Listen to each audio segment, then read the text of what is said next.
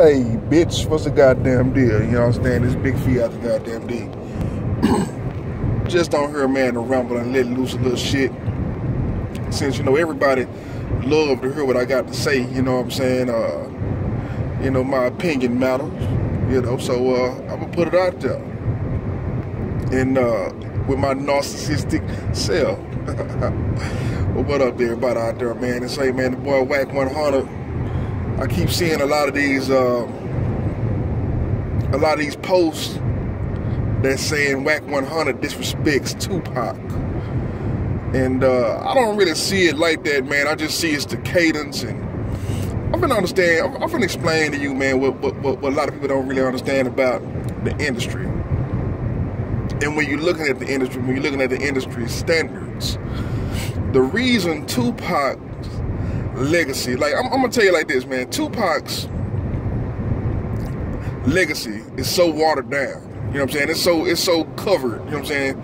It's pathetic. And the reason that being for whatever reason, something higher up does not want that energy released on the planet.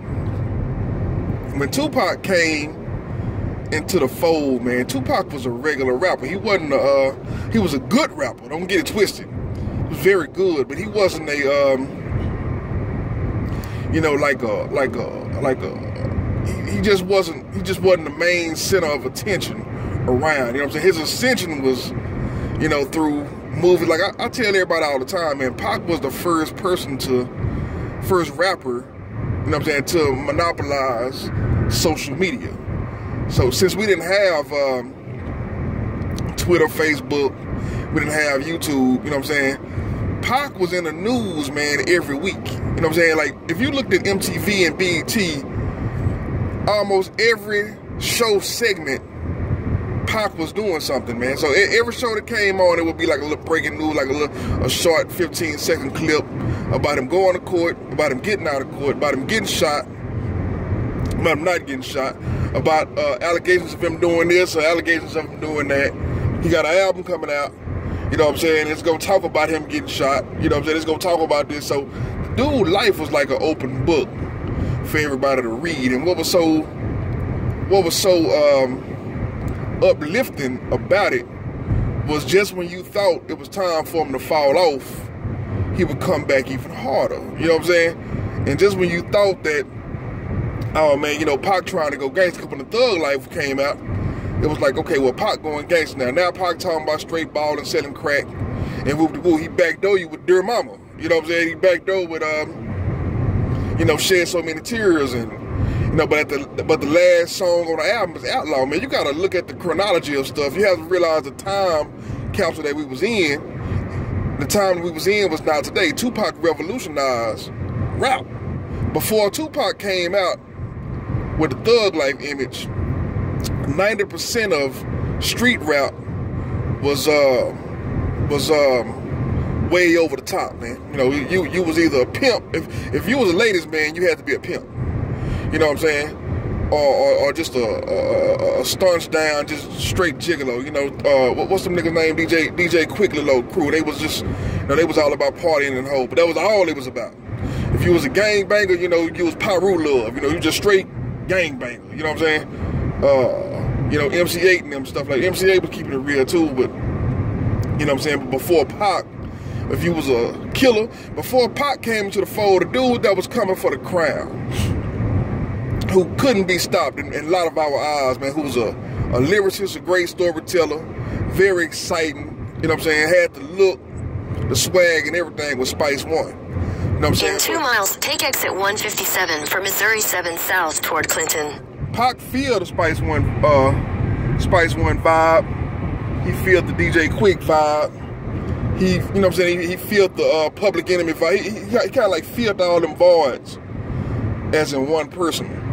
And to dissect it, right, and to take the power away from him, you ended up with a lot of like I was looking at Nas, right? This around the time Nas and Pac was beefing. And another thing, you gotta understand why Pac was so upset. It was so much subliminals to see. Pac was a target, man. So it was the subliminals that were going on around him all day long. Like you look at Nas and Cool G rap video, Fast Life. And Nas got the bandana around his head like Tupac.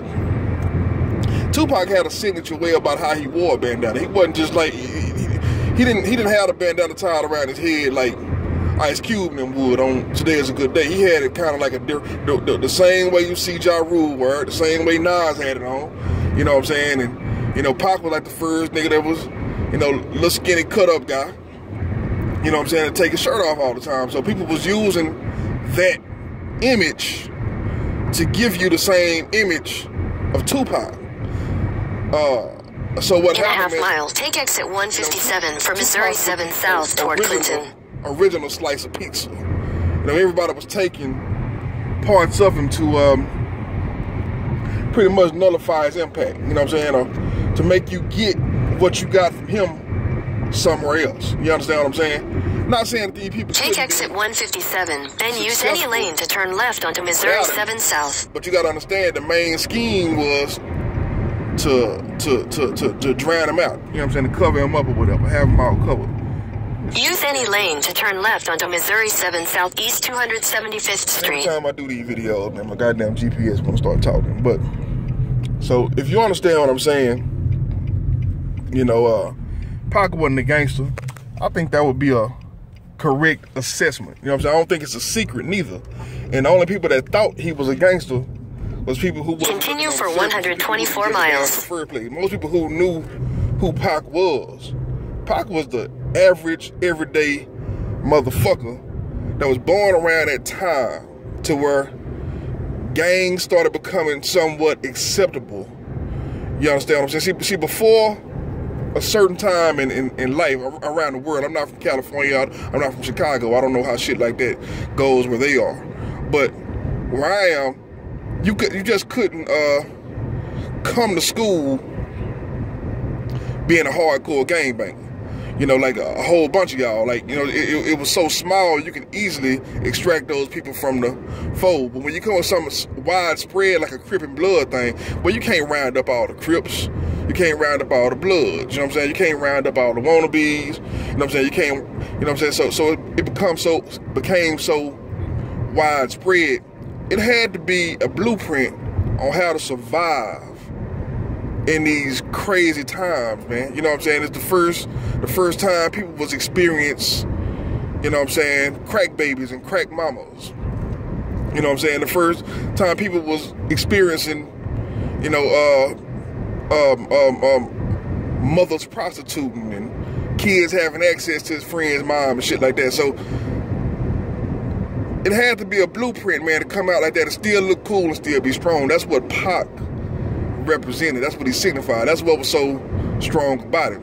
And the fact that now, when you go back and listen to his music, it's done been watered down so much. There's been so many people coming out, drowning out his sound, and didn't hold it to high esteem and high regard, and kind of kicking dirt on the whole particular time that we was living in back then anyway. Of course it's gonna look like, well, he wasn't as good as Biggie, or he wasn't as good as, but you don't even understand what being lyrical back then was all about. You know what I'm saying? You know, being lyrical it was people that liked slow rap. It was people that liked very basic nursery rhyme raps. You know what I'm saying? So when you go to that particular crowd, Tupac was a lyricist. You know what I'm saying? And then when you go to a crowd where a bunch of lyricists was, Tupac could slow it down and kind of like be a slower rapper, man, and have singing hooks and shit like that. So you gotta understand, man, he was a bridge. Like, Pac was the first South rapper. What he was doing was what Southern people do. You understand what I'm saying? So a lot of people say, hey, man, you know, he wasn't this, he wasn't that. It's like, dude, you have no idea what it sounds like to hear Ambitions of a Rider for the very first time. No idea. You know what I'm saying? And now it's so much stuff that done came out that kind of drowned out that particular energy.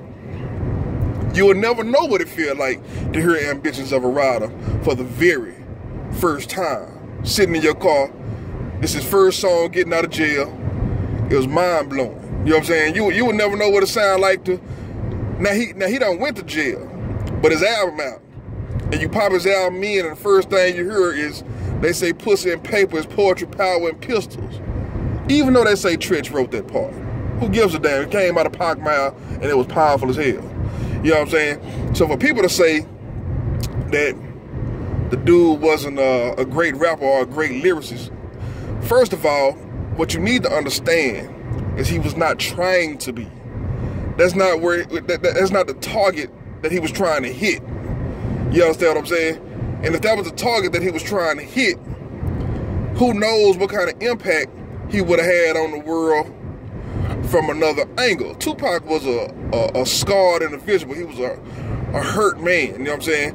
And the way he played with his octaves and his tones, you know what I'm saying, and his ad-libs. His ad-libs was, his raps was his poetry. His ad-libs was a lot of times the broken man behind the ad-lib. I'm hopeless. They should have killed me as a baby. Now they got me trapped in the storm going crazy. Forgive me. You understand what I'm saying? You got to understand, man, what this dude was doing. So for people to say that the cat wasn't lyrical, it's kind of asinine. And I kind of understand what they're saying in 2017, but in 1996, the shit that the dude was doing was revolutionary. Before Pac, niggas wasn't even saying enemies in they rhyme. You know what I'm saying? Nigga wasn't even saying enemies. Nigga wasn't even saying just a lot of revolutionary phrases that he ain't the first one to use, but when he used it the right way. You understand what I'm saying?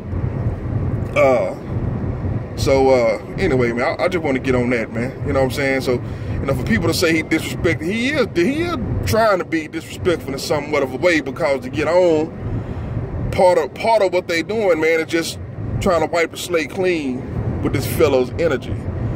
The dude was a regular dude who was a super dude who learned how to, who was put here to do what he did. You know what I'm saying? Pac wasn't no normal motherfucker though. You know what I'm saying? You know, I say normal because, yeah, he flesh and blood just like us, man. He deal with charges, he deal with decisions. He had to go from a young man to a, you know what I'm saying, from a boy to a young man.